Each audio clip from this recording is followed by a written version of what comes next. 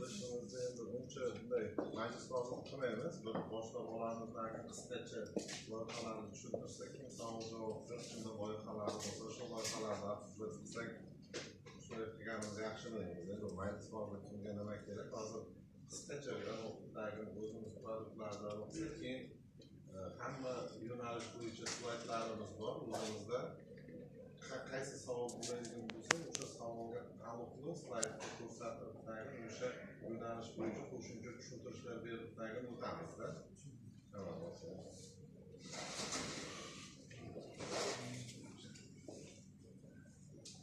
Assalomu alaykum.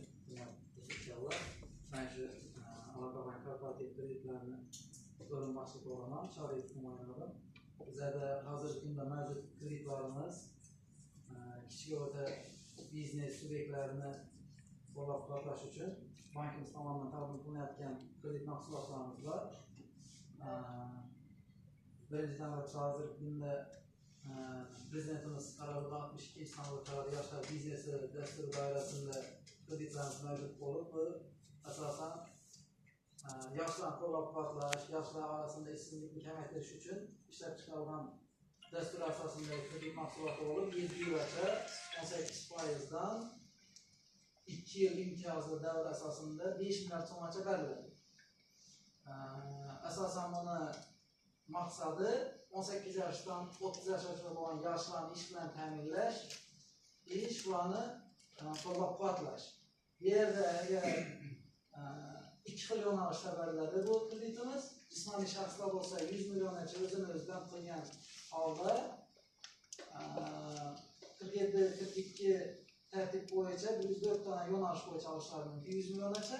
Agar 100 milliondan ko'proq tadbirkorlik subyekti bo'lib, ko'proq summaga ega bo'lgan bo'lsa, 500 milliondan 1,5 milliardgacha yakka tadbirkorlar 2 ishchidan 3 ishchi yaratish sharti bilan 5 milliardgacha yuridik tadbirkorlar 20 nafar yangi ishchi, yosh ishchilarni ish bilan ta'minlash maqsadida beriladi. Bu kreditimiz asosan shu asosiy vositalar, ishlab chiqarish, xizmat ko'rsatish sohasini rivojlantirish uchun. Bundan tashqari oldin slaydda ko'rasizmi, qaytamiz. Hozir 1 minut o'zi kimlar hozir aytsak, mana shu joyda agar kimdir telefonlaringiz bo'ladigan bo'lsa, vaqtda telefon, telegram raqamlaringizni yozsalaringiz, bularni rasmga tushirib, anaqa o'tirishni emas, chunki har bitta slaydimiz ichida o'zini qanday prezentatsiyalari hozir pechat qilib o'tirsak yoki har bitta odamni qo'liga topshirib beriladigan bo'lsa, bu ko'p materialda, keyin telefoningizni ham sizga noqulay. Buni har bitta oddiy qiladigan 100 millionlik, 50 millionlik kreditdan tortishgan boyagi 5-10 milliardlik kreditlargacha biznes proyektlari bilan tayyorlab qo'yilganlari bor-da. O'shani agar bo'ladigan bo'lsa, bitta yigit kim telefon nomerini yozib beriladigan bo'lsa, ularda telefoningizga tashlab berganmiz. Slayd, prezentatsiya, videolarni hammasini tashlab beradi, bemalol o'tirib ko'rsa bo'ladi. Chunki hozir rasmga tushirib ko'rib, qiynalib shart yo'q.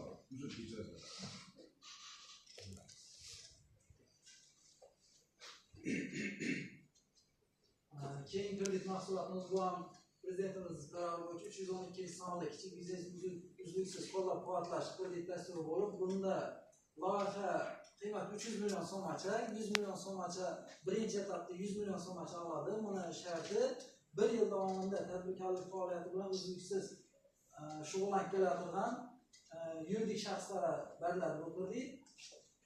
Birinchi qadamda 100 million garov beriladi. İkinci etapda 100 milyondan ko'proq summa yana loyihasini kengaytirish niyati bo'lsa 200 million qo'shimcha garov sifatida beriladi.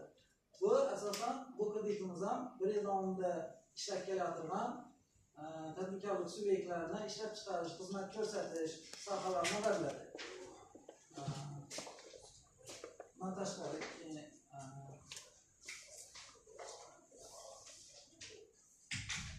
dasturlar doirasida 3-chi davlat dasturi asosida kreditlarimizdan bu 96-sonli Yaponiya Xalqaro hamkorlik agentligi JAICA tashkiloti asosida beriladigan kredit. Bu kreditimiz qishloq xo'jaligini qo'llab-quvvatlash, bu degani qishloq xo'jaligiga taalluqli dehqondan meva sabzavotchilikka taalluqli ishlab chiqarish yetishtiruvchidan to eksportyorgacha bo'lgan oraliqdagi tadbirkorlik subyektlarini beriladi. Bunda bu kreditimiz muddati 10 yil. 10 yil muddatda 14% yillik ustama to'lash